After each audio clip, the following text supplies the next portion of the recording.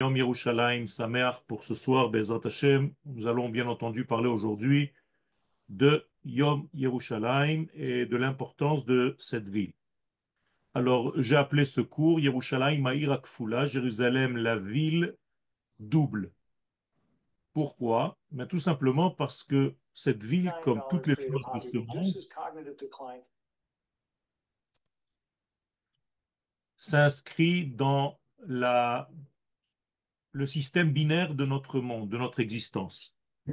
J'explique. Kevan she'abriya kula netuna tachat siman hashniyut, étant donné que toute la création, tout entière, est placée sous le signe de la pluralité, besod bet shel tevat bereshit.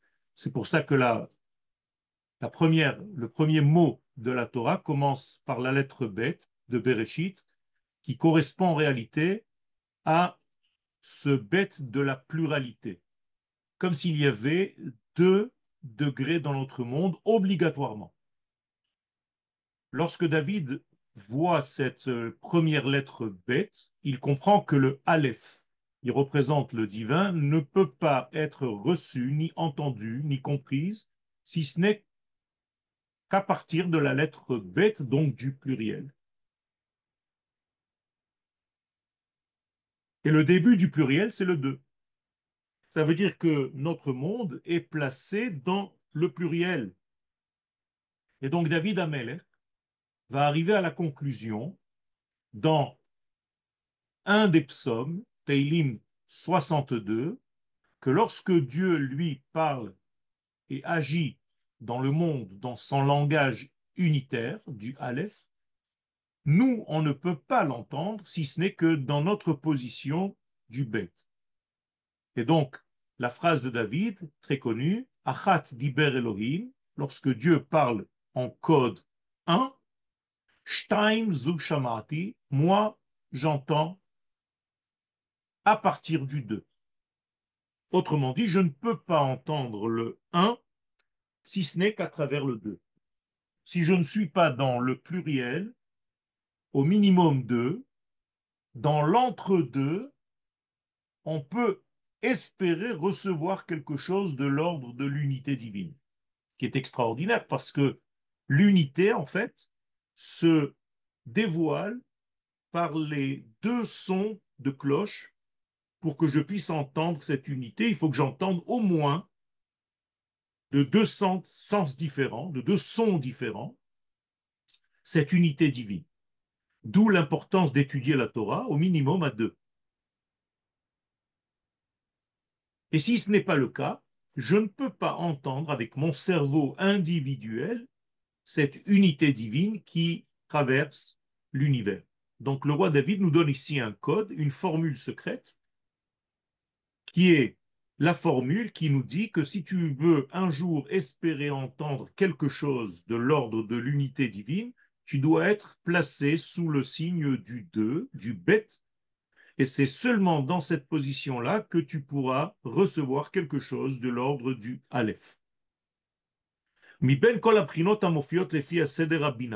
parmi toutes les formes, tous les degrés qui apparaissent sous cet ordre-là, binaire, que je viens de décrire, Omedet hi Yerushalayim. Yerushalayim aussi, vous voyez qu'elle est au pluriel. Yerushalayim, il y en a deux, minimum. Comme Misparaim, comme Machanaim, comme tout ce qui est Haïm, qui veut dire pluriel. D'ailleurs, même Mitzraïm va dans le même sort de degré. Il y a là l'Égypte de la pensée, il y a l'Égypte de la réalisation. Il en est de même pour Jérusalem. Jérusalem est placée sous le signe du double. Et c'est pourquoi les sages arrivent à la conclusion qu'il y a deux Jérusalem au minimum. La Jérusalem d'en haut, Jérusalem, Yerushalayim Shel Mala, et la Jérusalem d'en bas, Yerushalayim Shel Mata. Qu'est-ce que cela veut dire? Ça veut dire que dans l'idée première du divin, tous les idéaux, toutes les bases, toutes les raisons pour lesquelles le monde va être créé sont à l'intérieur de cette Jérusalem céleste qui représente en réalité le but même du futur monde qui existera.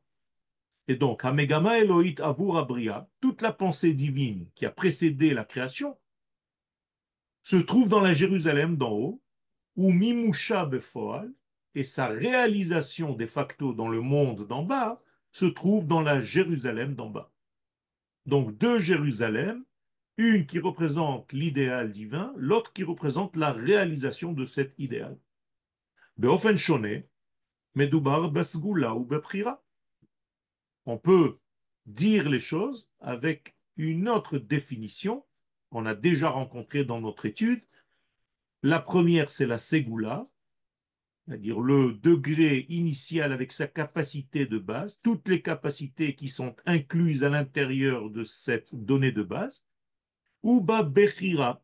Et la deuxième forme, c'est celle du choix que nous avons en bas de révéler ou de ne pas révéler ce qui se trouve dans l'idée première d'en haut, dans la Ségoula. Et donc ici, d'une manière bien précise, il y a une combinaison entre les deux Jérusalem qui est la combinaison qui relie le Kodesh, c'est-à-dire le Saint, donc la Torah, donc l'idée du divin, donc la lumière divine, donc la volonté divine, et la royauté qui est la Malchoute. La Malchoute qui est la réalisation du royaume de Dieu sur terre. Vous voyez qu'il y a ici une jonction de deux degrés complètement différents, mais qui sont censés être liés entre eux pour que la pensée divine qui est le Kodesh se relie à la Malchoute. Et c'est pourquoi dans le Lecha Dodi, le vendredi soir, nous disons concernant Jérusalem qu'elle est Mikdash Melech. D'un côté, elle représente le Mikdash, c'est-à-dire la sainteté du roi. D'un autre côté, Ir Melucha, la ville du royaume, la ville du dévoilement du royaume de Dieu sur terre. Donc, le Mikdash et la Malchut représentent les deux degrés qui sont censés être reliés non seulement par Jérusalem, mais par nous, car nous devons faire le lien entre la Jérusalem d'en haut, qui est donc le Kodesh, et la Jérusalem d'en bas, qui est donc le dévoilement de la royauté de Dieu sur terre. Ne pas faire cela, en tant que peuple d'Israël, c'est fauter à notre but sur terre, à notre venue sur terre, c'est fauter à notre royaume d'Israël, à notre nation, car c'est pour cela que nous avons été créés, façonnés. Je répète donc, Israël est venu sur terre pour relier la Jérusalem d'en haut à la Jérusalem d'en bas. Et donc, il va falloir faire tout pour avoir les deux Jérusalem. Et en ayant les deux Jérusalem, je reviens à ce que j'ai dit au début du cours, j'ai la lettre bête, donc qui représente le double, donc la double Jérusalem, à partir de laquelle je pourrais entendre la parole divine d'Iber Elohim, qui est, elle, cette parole-là, unique.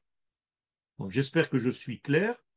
C'est seulement lorsque les enfants d'Israël, le peuple d'Israël, entrent dans la Jérusalem d'en bas, à partir de laquelle il va se relier à l'idée de la Jérusalem d'en haut, que le but même a été atteint, et donc on appelle cela la Géoula. Donc Yerushalayim Shel Ma'ala et Yerushalayim Shel Mata doivent être reliés par le peuple d'Israël. Yerushalayim, donc, de l'aspect d'en haut, c'est l'aspect des idéaux, l'aspect de la pensée divine, là où se trouve le fondement même de toute l'histoire d'Israël qui va finir et aboutir par le dévoilement du royaume de Dieu sur terre. Et ça passera dans la Jérusalem d'en bas. Vous voyez donc qu'il y a une chose très très importante ici, de relier Yerushalayim Shel Ma'ala à Yerushalayim Shel Mata. Et c'est ça donc tout le sens de ce que nous développons aujourd'hui dans notre cours. Mikdash Melech, premier degré, Ir Melucha, deuxième degré. Et donc, la Jérusalem d'en haut, c'est la Jérusalem de l'idée divine, et la Jérusalem d'en bas, c'est la Jérusalem de la réalisation dans un vêtement qui va s'appeler Ir Melucha, la ville de la royauté. Qu'est-ce qui se passe dans cette ville, dans cet endroit bien précis sur terre? Eh bien, il représente Makom Bobana Haborele Atzmo Sukkah. Au moment de la création du monde, l'Éternel se construit à l'endroit même du futur temple de Jérusalem, une soukha. Dit le Midrash, Dieu se promet à lui-même, ici, je construirai un jour ma maison. Qu'est-ce que cela veut dire? Ça veut dire tout simplement, c'est ici que j'ai décidé de traduire ma pensée infinie en quelque chose de réel, en une réalisation terrestre qui va être menée par des hommes, en l'occurrence qui va passer par le peuple d'Israël, qui lui-même a été choisi d'être créé pour réaliser cette pensée divine que j'ai maintenant. Et donc Dieu, au moment même de la création, indique le lieu, d'ailleurs c'est le premier lieu créé, c'est-à-dire la première matière. Donc la première fois que la pensée divine est devenue matière, quelque part, c'est à ce lieu bien précis de l'univers, c'est-à-dire à l'endroit de Jérusalem.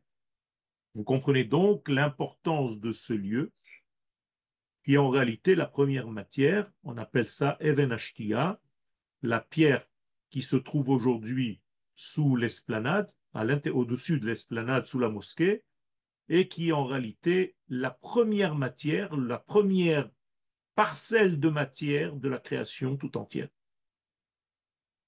Donc, le passage de l'infini au fini se trouve dans cet axe qui est entre la Jérusalem d'en haut et la Jérusalem d'en bas. Donc nous sommes dans une charnière qui relie le ciel et la terre, qui relie la pensée à l'action. Il y a ici donc, comme les tfilines de la tête, la Jérusalem d'en haut, et les tfilines de la main, réalisation, la Jérusalem d'en bas. Vous comprenez que nous aussi, quand on attache les téphilines, eh bien, c'est pour faire le lien entre ces deux Jérusalem, entre ces deux polarités.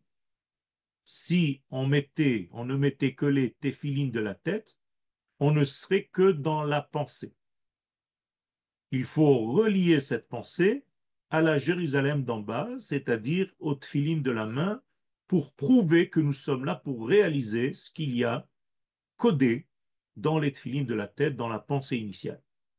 Une pensée qui n'agit pas, une pensée qui n'est pas activée, n'est donc pas une pensée valeur Israël. C'est une pensée qui est stérile et qui n'aboutit à rien du tout. Il faut bien comprendre que notre but, donc, c'est un but de lien. Nous faisons le lien entre les mondes. Et c'est ce que nous disons après, dans le même Lechadodi que j'ai cité tout à l'heure, Mikdash Melech Ir Melucha, Kumi Tsei Mitocha Afecha. Lève-toi et sors de Hafecha. Qu'est-ce que c'est Hafecha? Regardez bien. He, Hafech, He. C'est Ha-Hafecha.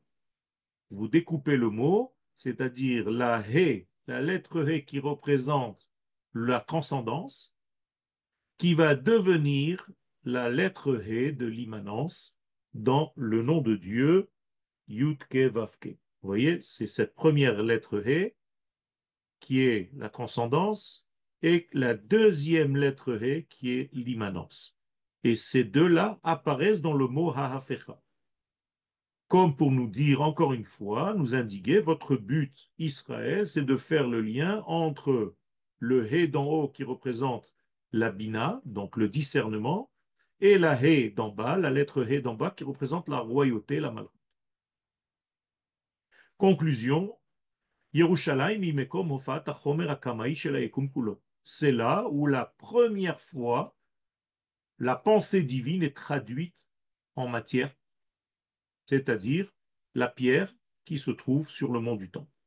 Nekuda Tatsir, donc c'est le point culminant, c'est le point qui fait la charnière, qui est capable de traduire la pensée divine en action par la sagesse divine. Nous savons tous que la sagesse divine est une sagesse agissante, ce n'est pas une sagesse stérile, et donc la pensée divine, la sagesse divine est capable de réaliser cette sagesse en réalité. Ainsi, le peuple d'Israël, créé à l'image de l'infini, béni soit-il, doit faire ce travail, être capable de traduire les idées de la lumière divine qui se trouve dans la Torah en réalité de vie, c'est-à-dire en quelque chose de concret ici-bas. D'où l'importance d'être à l'endroit, dans le lieu précis où la pensée divine se réalise de facto. Et c'est pourquoi l'importance aussi de vivre sur notre terre, en Eretz Israël, qui est justement la seule terre au monde qui est capable de traduire cette pensée divine en réalité terrestre, pas parce qu'elle est mieux que les autres, tout simplement parce qu'elle a été créée à ses fins. Elle a été créée pour être capable, elle seule, de recevoir, de capter et de diffuser la lumière divine. Et donc, Kimitzion, Tetze Torah, Udvar Hashem Yerushalayim. Là aussi, vous voyez un double langage, Tzion et Yerushalayim. Kimitzion, Tetze Torah, la Torah sort de Tzion. Et la parole de Dieu de Jérusalem. Encore une fois, deux niveaux de cette ville, comme Yaakov Avenu, qui s'appelle et Yaakov lorsqu'il est en bas, et Israël lorsqu'il est avec ses valeurs d'en haut. Lui aussi s'est marié avec les deux lettres He. La première lettre He représente Léa, et la deuxième lettre He représente Rachel. Et donc Yaakov fait ce lien entre le Olam Haba, Léa, et le Olam Hazé, Rachel, entre la Jérusalem d'en haut et la Jérusalem d'en bas. Ouais, Yaakov, c'est notre père, donc notre but, c'est de continuer le travail de notre père Yaakov et de faire le lien entre ces deux mondes, Olam Haba et Olam Hazé. Et donc, c'est dans ce lieu bien précis qu'on appelle Jérusalem que se passe tout le secret de cet accouplement, j'allais dire, entre Dieu et sa propre création. La connaissance de ces deux degrés, c'est elle qui nous permet donc de capter la voix divine intérieure qui attache, fait le lien entre tous les éléments de ce monde qui nous paraissent des éléments complètement disparates. Alors qu'il n'en est rien, il y a un message secret qui traverse et qui fait le lien entre tous ces degrés. C'est justement ce flux divin, comme un trait d'union, comme un fil conducteur qui fait le lien entre toutes les perles séparées les unes des autres. Et ce fil-là crée un collier. C'est pour ça que Jérusalem se porte aussi sur le cou, on l'appelle donc le cou de du divin et d'Israël, c'est-à-dire le lien entre la tête, qui est la pensée, et le corps, qui est l'action. Vous voyez que ce coup-là, Tsavarech, Banouy le Talpiot, le Bet Amikdash, s'appelle Tsavar, s'appelle le coup, parce qu'il fait le lien, encore une fois, entre la Jérusalem d'en haut et la Jérusalem d'en bas. Fêter Yom Yerushalayim ce soir, ce n'est pas fêter le retour à Jérusalem au premier degré. C'est sûr que c'est très important, il fallait le faire. Sans cela, on n'aurait pas pu faire le lien entre les deux Jérusalem. Donc, ce qu'on va fêter ce soir, c'est justement le renouvellement de ce lien qui a été perdu pendant 2000 ans. Donc, pendant 2000 ans, nous étions dans une Jérusalem d'en haut séparée de la Jérusalem d'en bas. C'est-à-dire que pendant 2000 ans, le peuple juif ne marchait pas, était comme mort, était comme endormi, était en sommeil de sa fonction principale dans l'univers. Il ne jouait pas son rôle. Et donc il était parmi les nations, éparpillé, et il n'y avait aucun lien réel entre la Jérusalem d'en haut, la pensée divine, et la Jérusalem d'en bas, la réalisation de cette pensée. C'est seulement lorsque nous sommes revenus sur la terre d'Israël, nous avons créé l'État d'Israël, et 19 ans plus tard, nous avons eu la bracha de revenir à Jérusalem, que nous pouvons à présent faire le lien, et c'est pour ça que nous disent les Chachamim, Keir Shechubera la Yachdav. C'est la ville qui a été réunifiée. Qu'est-ce qui a été réunifié? Encore une fois, la Jérusalem d'en haut, la pensée, et la Jérusalem d'en bas, qui était la réalisation de cette pensée. Et là, à partir de ce moment-là, on peut entendre le Achat d'Iber Elohim, la parole divine liée au Aleph. C'est seulement parce qu'on a fait le lien entre ces deux Jérusalem, j'allais dire sous une autre forme, que la parole divine est audible dans l'espace entre Jérusalem d'en haut et la Jérusalem d'en bas. Comme s'il y avait une tension entre les deux. Dans cette tension entre la pensée divine et la matérialisation de cette pensée qu'on arrive à entendre les paroles de Dieu. Si vous voulez, dans le temple, c'est ce qui se passait entre les deux chérubins. Le chérubin de droite représente la Jérusalem d'en haut, donc la pensée. Le chérubin de gauche, la réalisation de cette pensée. Et la parole divine sortait entre les deux chérubins et on était capable, ceux qui étaient à cette hauteur-là, d'entendre et de vivre cette parole divine réellement dans notre monde. Petit résumé, la Jérusalem d'en haut se trouve à l'étage de la Bina, donc le monde du discernement. On appelle donc Bina, le discernement, donc le degré de la première lettre He du nom de Dieu, qu'on appelle aussi donc Olam Haba. Donc le Jérusalem d'en haut, c'est le Olam Haba, qui est au présent, bien entendu, et non pas le monde futur. En hébreu, c'est au présent, Olam Haba, Olam Sheba, un monde qui vient, qui est là. Hameyucheset la Neshama, et donc elle est liée, cette Jérusalem d'en haut, à l'âme, puisque c'est une pensée divine, non encore réalisée. Face à elle, Omedet Yerushalayim Shel Mata, se trouve la Jérusalem d'en bas, qui, elle, est placée sous le signe de Olam Hazeh, du monde-ci, du monde palpable, du monde que je peux appréhender, que je peux toucher, que je peux sentir. Et lui, donc, bien entendu, ce monde-là est relié au corps. Donc, nous avons ici la Jérusalem d'en haut qui est l'âme, la Jérusalem d'en bas qui est le corps. Et bien entendu, un homme vivant est un homme qui vit son âme à l'intérieur de son corps, un peuple vivant, et le peuple d'Israël qui est capable de vivre l'âme de ce peuple, la Jérusalem d'en haut, dans le corps de ce peuple, la Jérusalem d'en bas, sur la terre d'Israël. Et donc le retour à Jérusalem, c'est ce que nous fêtons ce soir, Bezrat Hashem, Acharei Alpaim Shnot Galut, après 2000 ans d'exil, Hifkia et Haolam kulo mina adishut shaita lo beyachas le'am hakodesh. Tout le monde nous dédaignait pendant 2000 ans parce que nous n'étions pas capables de jouer notre rôle, à proprement dit. Je vous rappelle que notre rôle est de relier les mondes. Et donc toutes les nations du monde intuitivement attendaient que le peuple d'Israël joue son rôle. Or, le peuple d'Israël ne pouvait pas jouer son rôle parce qu'il était en exil. Donc on était bafoué, dédaigné par les nations du monde. Le jour de notre retour à Jérusalem, l'histoire change. On arrive à une nouvelle ère dans l'histoire, un nouveau début, où le peuple d'Israël va commencer à réaliser ce pourquoi il est venu.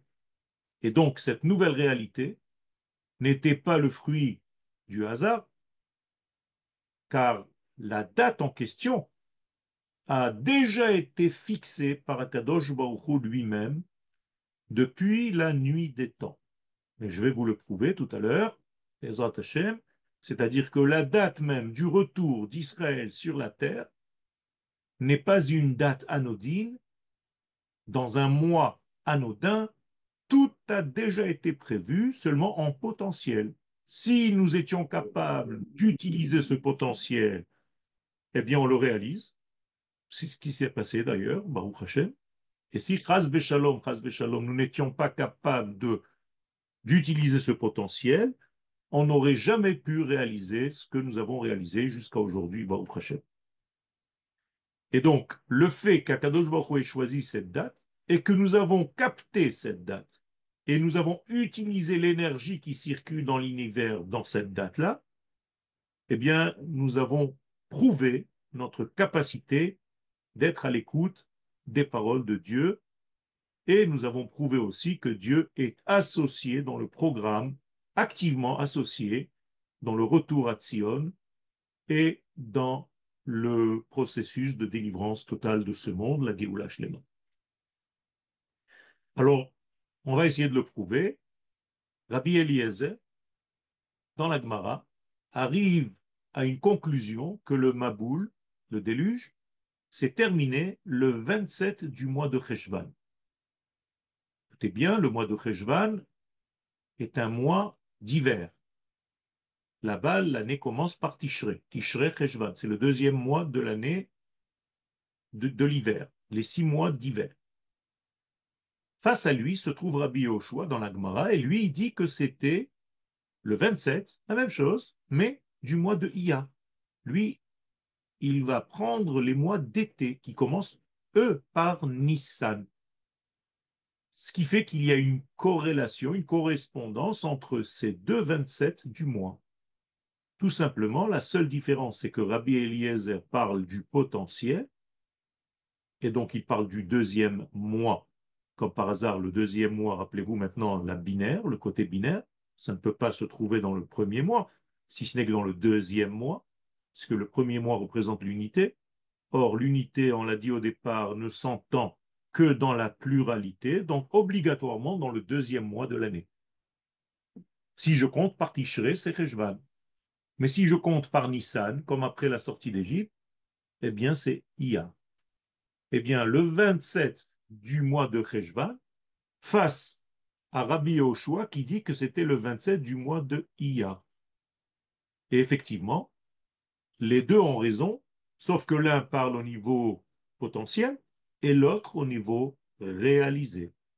Et effectivement, lorsque nous sommes rentrés dans la Jérusalem d'en bas, de facto, réellement, en 1967, c'est-à-dire les soldats d'Israël, les parachutistes sont rentrés sur la terre d'Israël 19 ans plus tard, et à Jérusalem 19 ans, donc 19 ans avant, et à Jérusalem 19 ans plus tard, on est rentré le 27 du mois de Iyar. Incroyable. Le jour où le déluge a arrêté de tomber. Qu'est-ce que cela veut dire tout ça? Mais qu'il y a un lien entre la fin du déluge et l'entrée à Jérusalem. Pourquoi? Mais tout simplement parce que la fin du déluge a marqué quelque chose d'essentiel dans l'histoire du peuple d'Israël. Que s'est-il passé? Eh bien, Noach et toute sa famille sont sortis de l'arche, donc le 27 du mois de Iyar, et c'est là où ils ont reçu les 7 lois noachiques. C'est très sympathique, mais qu'est-ce que ça veut dire? Mais tout simplement que c'est la première fois, là aussi, où la Torah d'Israël a montré son visage de la nation tout entière face aux nations du monde. La Torah a montré sa facette universelle. Sa face universelle était ce jour-là, comme par hasard. Donc le jour où on est sorti de l'arche, comme le jour où on entre à Jérusalem bien des milliers d'années plus tard. C'est-à-dire que notre rentrée, notre venue à Jérusalem, ça aussi c'est ce qu'on doit fêter cette nuit, ce soir, c'est le début de l'universalisme de la Torah. C'est-à-dire que la Torah n'est pas que pour les enfants d'Israël, elle passe par les enfants d'Israël, mais pour être donnée aux nations du monde.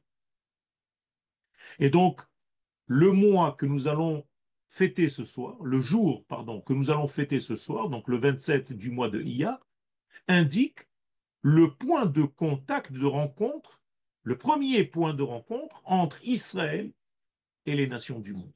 Avant cela, il n'y avait pas encore de lien, Israël n'avait pas encore apporté la lumière aux nations du monde. Vous voyez donc que cette date, elle existe bien avant le fait que nous ayons récupéré Jérusalem, puisque déjà Noé est sorti et a reçu ses lois noachiques en cette même date, bien avant. des milliers d'années avant. Donc il y a ici quelque chose de primordial de savoir qu'Akadosh Baruch Hu place dans les temps des capacités, et si nous sommes capables de réaliser ces capacités, de les capter, nous sommes aussi capables de les réaliser. Donc, que devons-nous faire ce soir? Pas seulement fêter le retour à Jérusalem, mais fêter le début de la Torah universelle. Donc, je suis très heureux d'avoir avec nous aujourd'hui sur le Zoom aussi des représentants des nations du monde. C'est cette nuit, c'est leur fête. Ils ne le savent peut-être pas, mais nous fêtons le début donc de ce travail universel de la Torah, et eux doivent fêter le début de la réception de cette Torah à partir d'Israël. C'est comme si c'était le don de la Torah des nations du monde ce soir, le jour où nous fêtons le jour de Jérusalem. Il y a donc ici une bonté, un partage, et ce n'est pas par hasard que dans la Kabbalah, le Yom Yerushalayim est approprié à la sphère de Chesed Sheba Malchut, c'est-à-dire la royauté, Malchut, mais dans la bonté de cette royauté, c'est-à-dire le partage de cette royauté aux nations du monde via Israël. Mikoach Hayom Hazeh, donc depuis cette force-là, de cette journée-là, que nous allons donc indiquer ce soir, marquer ce soir, nous devons renouveler et réactiver le verset que je vous ai cité tout à l'heure, Ki mitzion tetzet Torah udvar Adonai mi Yerushalayim, que de Tzion sortira la Torah et la parole de Dieu de Jérusalem. Pour aller où? Est-ce que vous vous êtes posé la question? Pourquoi et vers quoi cette lumière, cette Torah doit sortir et de Tzion et la parole de Dieu de Jérusalem? La réponse est toute simple. Je vous l'ai dit tout à l'heure, pour arriver chez les nations du monde. Donc ce soir, les nations du monde fêtent leur réception de la Torah qui passe par le degré Israël, qui passe par le fait qu'Israël revient à Jérusalem. Et donc cette Torah qui va être reçue par les nations du monde est là pour éclairer les yeux de l'humanité tout entière à travers la sanctification du nom de Dieu qu'Israël fait lorsqu'il revient sur sa terre. Vous voyez que tout est relié, tout est lié. Ce n'est pas juste la fête des retrouvailles de notre terre que nous avons quittée à un moment donné, après 2000 ans d'exil, on est revenu. C'est très important, mais c'est beaucoup plus profond que cela. Le jour donc de Yerushalayim, ce soir, c'est la présence divine qui revient à son endroit naturel. C'est ça que nous fêtons. Nous fêtons, nous marquons le retour de la présence divine de la Shekhina à son lieu naturel. Et ça, c'est l'ouverture pour une nouvelle époque dans le monde, dans l'histoire du monde tout entier. Dans cette même date précise, quelques années plus tôt, avant que donc la Shekhina revienne à Tzion, notre grand maître, le Rav Kook, a eu la Beracha. Alors vous allez me dire que ce n'est pas un hasard, mais je pense qu'il a choisi cette date. Il est venu en Eretz Israël, il a fait sa Aliyah en Eretz Israël le jour qui sera dans le futur Yom Yerushalayim. Ça veut dire que le Rav Kook savait intuitivement quand est-ce qu'il est bon de rentrer en Israël, de revenir à la maison. Et il est revenu donc des années auparavant, il n'y avait même pas eu encore la création d'État d'Israël, mais il avait déjà touché le point ultime du jour de Jérusalem, donc il est monté en Israël à Yom Yerushalayim, quelques dizaines d'années plus tôt. On peut dire donc que le Rav connaissait son rôle, son grand rôle, au niveau du sionisme, mais pas seulement au niveau du sionisme religieux, même au niveau du sionisme non religieux de cette époque. C'est pour ça que tout le monde marque cette journée. Il ne s'agit pas aujourd'hui de parler de religieux ou de non religieux. J'allais dire même à la limite, les non religieux comprennent l'importance de cette Jérusalem d'en bas. Et il y a un consensus assez large en terre d'Israël de ne jamais discuter de Jérusalem, tout simplement parce que nous connaissons et nous savons dans notre subconscient que cette ville, c'est le lien entre les mondes, même si on n'est pas, à proprement dit, pratiquant. Les gens qui ne fêtent pas Yom Yerushalayim ont un problème d'identité, c'est-à-dire qu'ils ne savent pas se relier en fait à leur source divine. Et donc leur vie, j'allais dire, c'est un ensemble d'actions qui n'a pas de pensée initiale. Alors que ceux qui savent fêter Yom Yerushalayim, c'est ceux qui savent remercier le fait d'avoir un lien entre la source et le résultat. Et donc, ce jour-là est très important. Il est important aussi, et vous voyez que la date était déjà prémonitoire, puisque le prophète Samuel, Shmuel Hanavi, a quitté ce monde ce jour-là. Donc c'est la Iloula, en même temps, du prophète Samuel. Et que faisait le prophète Samuel? C'est lui qui faisait les programmes et les plans du Beth Amikdash, du royaume de Jérusalem, du royaume de Dieu sur terre par la création du Beth Amikdash. Voyez encore un personnage biblique qui connaissait intrinsèquement ces secrets du temps et qui savait que le Yom Yerushalayim, qui serait dans le futur appelé Yom Yerushalayim, eh bien, il savait qu'il était déjà lié au fait de rétablir le royaume de Dieu sur terre par le Beth Amikdash. Et ce n'est pas par hasard que c'est lui, donc Shmuel Hanavi, le prophète Samuel, qui a fondé le royaume de David 480 années après l'entrée en terre d'Israël, après la traversée du désert. Donc on a traversé le désert 40 ans, on est arrivé en terre d'Israël et 480 années, valeur numérique du cerveau, Moar, 480, 48, on a établi pour la première fois le royaume de Dieu sur terre. Et là commence à jouer le rôle de Jérusalem. Et c'est là où est fixée la Shekhinah divine, parce que c'est là-bas où Dieu avait déjà prévu de le faire lui-même au moment de la création, comme le Midrash que je vous ai cité tout à l'heure.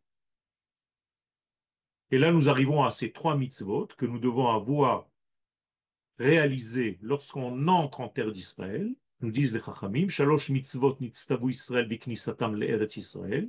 Trois mitzvot sont relatives au peuple d'Israël lorsqu'il revient sur sa terre, lorsqu'il entre sur sa terre. Première mitzvah, lehamid melech, ériger un roi. Deuxième mitzvah, limchot et zera amalek, effacer le souvenir d'Amalek. Troisième mitzvah, livnot et bet abechira, construire le bet amigdash. Je vous répète que ces degrés-là reviennent à toutes les époques. C'est-à-dire que même dans notre nouvelle venue en terre d'Israël il y a 77 ans, ces trois mitzvot sont encore valables. C'est-à-dire la première mitzvah, c'est de fonder un gouvernement qui est une forme inaboutie encore du royaume, mais c'est déjà un roi. De sortir en guerre contre Amalek, c'est ce que nous faisons aujourd'hui. Et la troisième étape, c'est de construire le Beth Amikdash.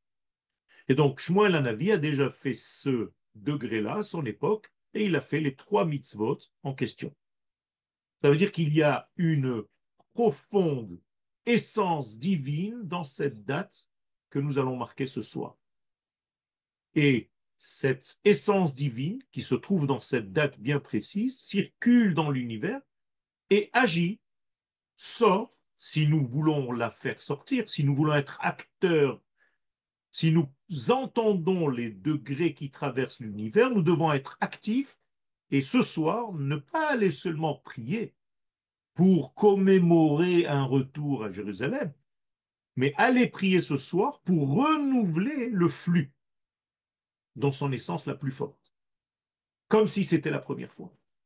Donc ce soir, imaginez que vous n'avez ni Jérusalem, ni rien du tout, et ce soir, vous allez faire vous-même, et c'est ça en réalité la Kavana, c'est en cela que la Kabbalah apporte sa nouveauté, c'est que ce soir, vous allez considérer que vous faites le lien pour la première fois entre l'esprit de l'infini et la matière.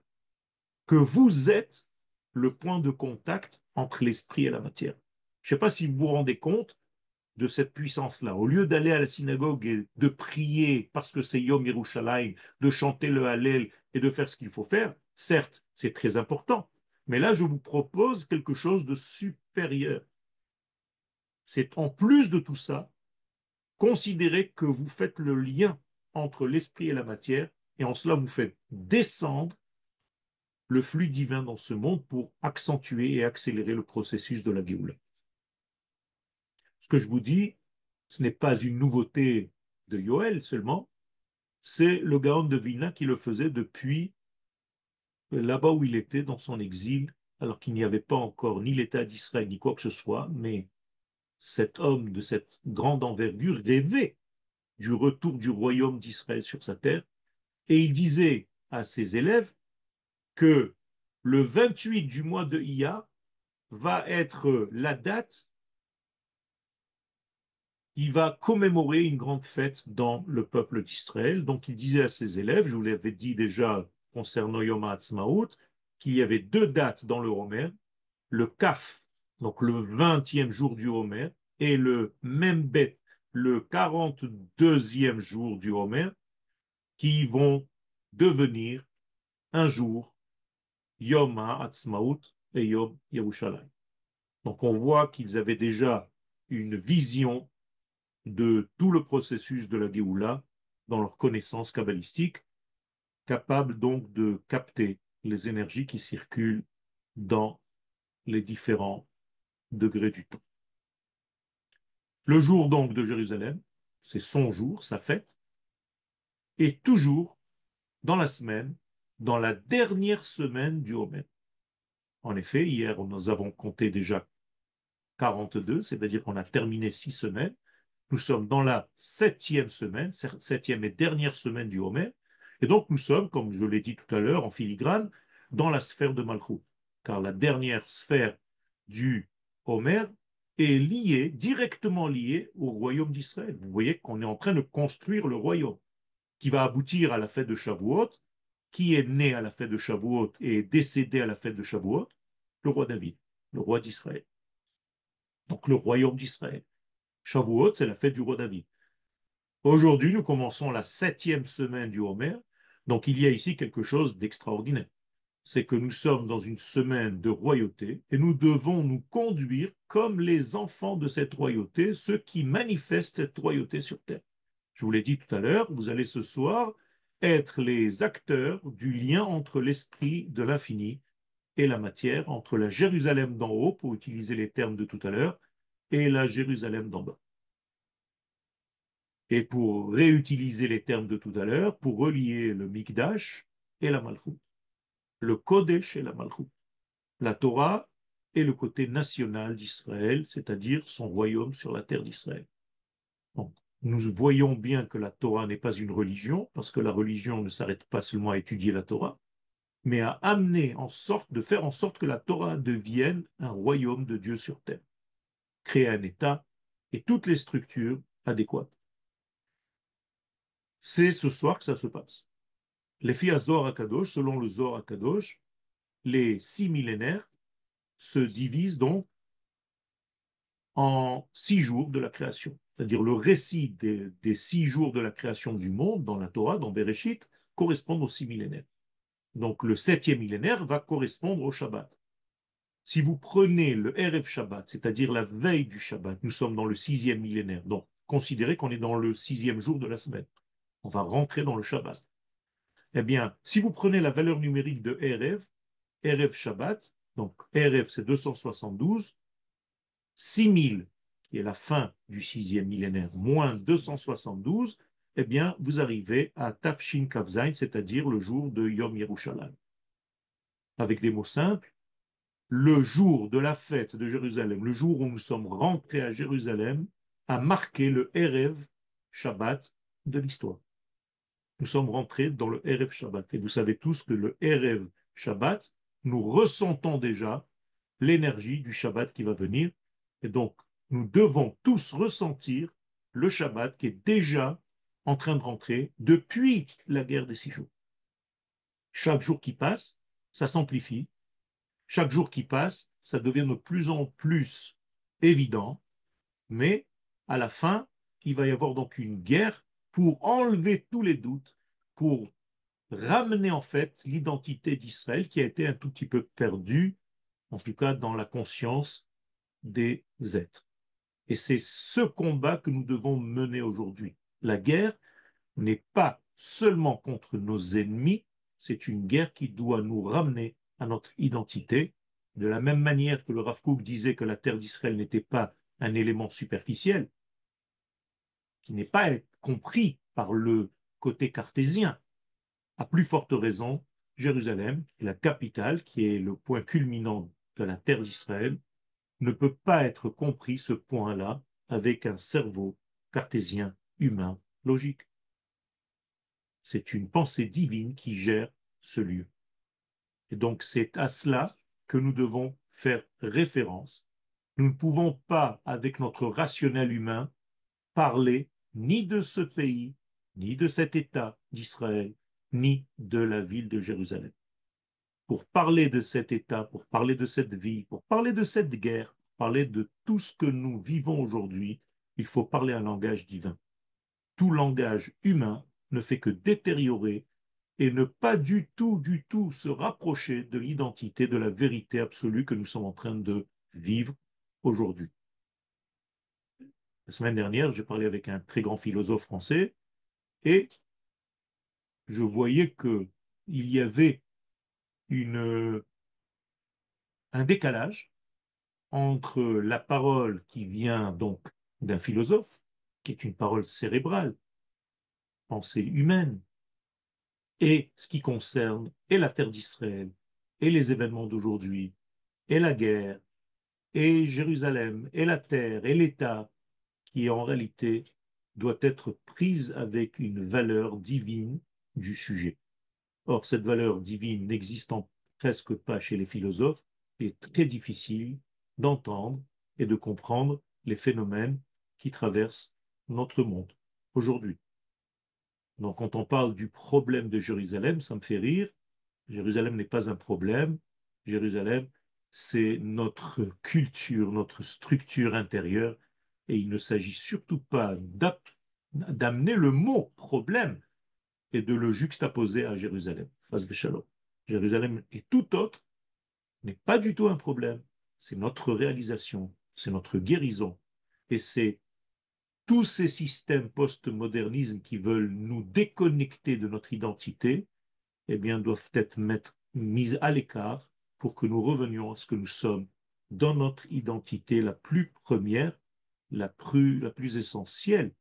Et c'est dans cette ville que le ciel et la terre se réunissent, c'est-à-dire que c'est la guérison, j'allais dire, de la séparation, de toute séparation.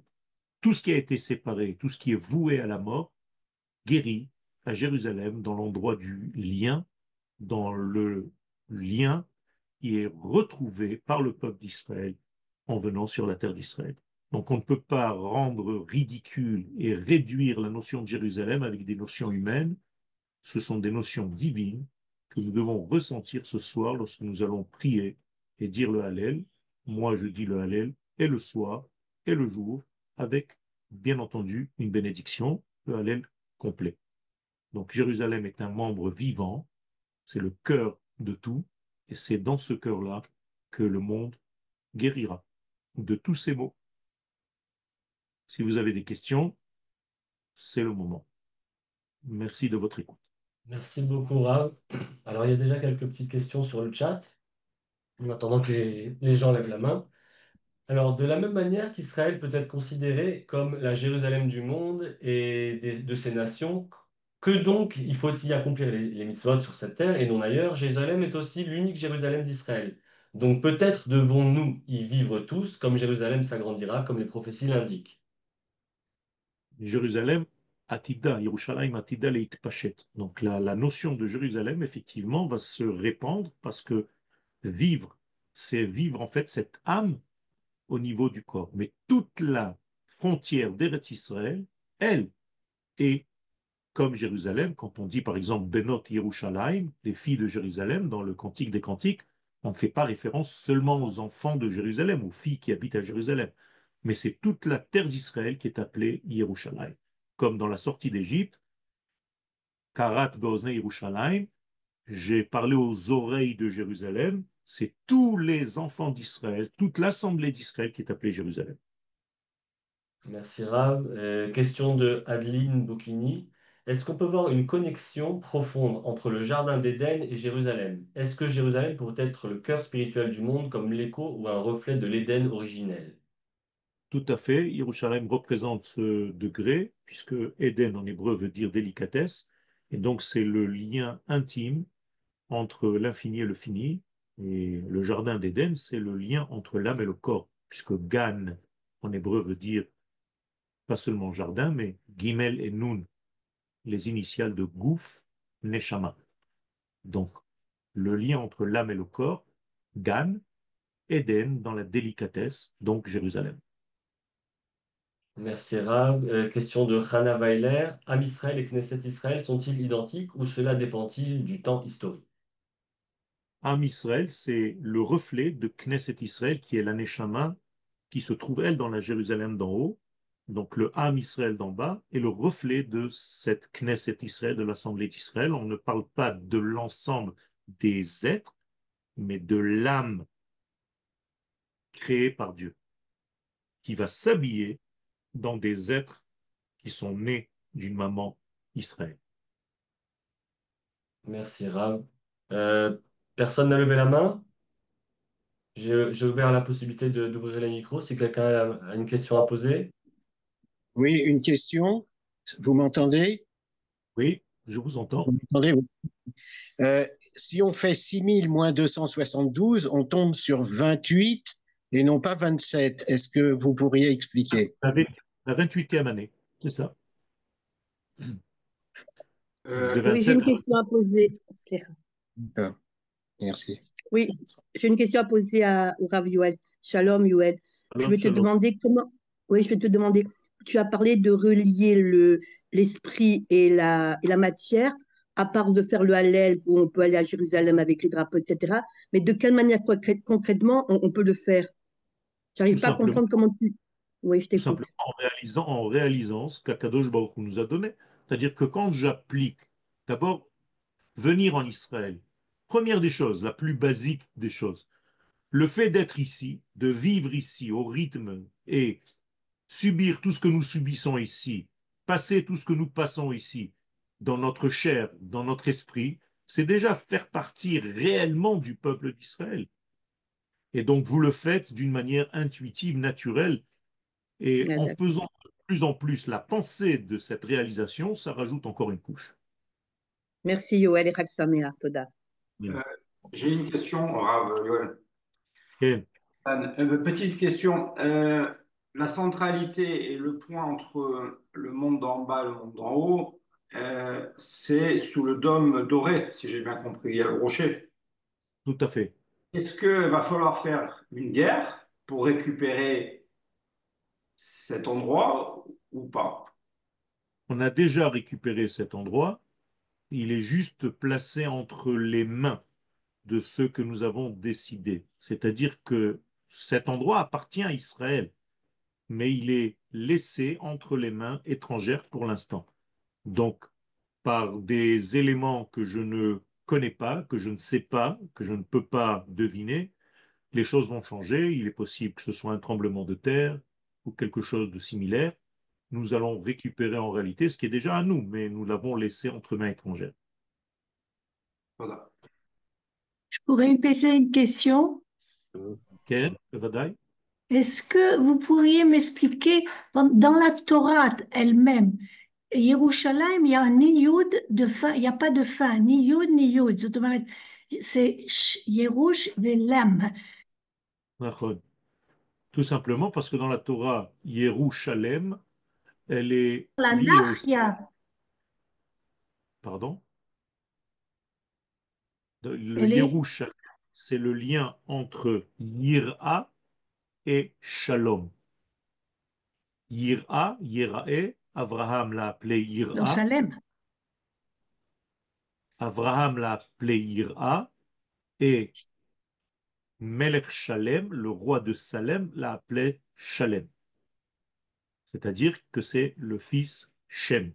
Donc entre les deux, Abraham et Shem, c'est Shalem, Yerushalayim. Encore une fois, une double polarité, la crainte et la complétude. דקה, אני רוצה לשאול שאלה, רק דקה. Est-ce qu'on a du temps pour une dernière question, Rav? Ken. Alors, une question de Meira qui a levé la main. Oui, bonjour Laura. Vous avez dit, ça je crois comprendre, qu'il y a Yerushalayim, que c'est au moins deux Yerushalayim, celle d'en haut, celle d'en bas. C'est quoi au moins? Il y en a d'autres? Quand je dis deux, ça veut dire que c'est le début d'un pluriel. Donc il y a une infinité de Jérusalem entre celle d'en haut et celle d'en bas. Et celle d'en haut, j'allais dire, se concrétise de plus en plus, de plus en plus, de plus en plus, jusqu'à devenir la Jérusalem que vous voyez ici-bas. Mais c'est C'est comme ça toujours que que ça se deux. passe, pas pour seulement Jérusalem, mais pour tous. C'est-à-dire, vous aussi, vous êtes une infinité de personnes qui sont avant ce que vous voyez. Merci. Merci bien.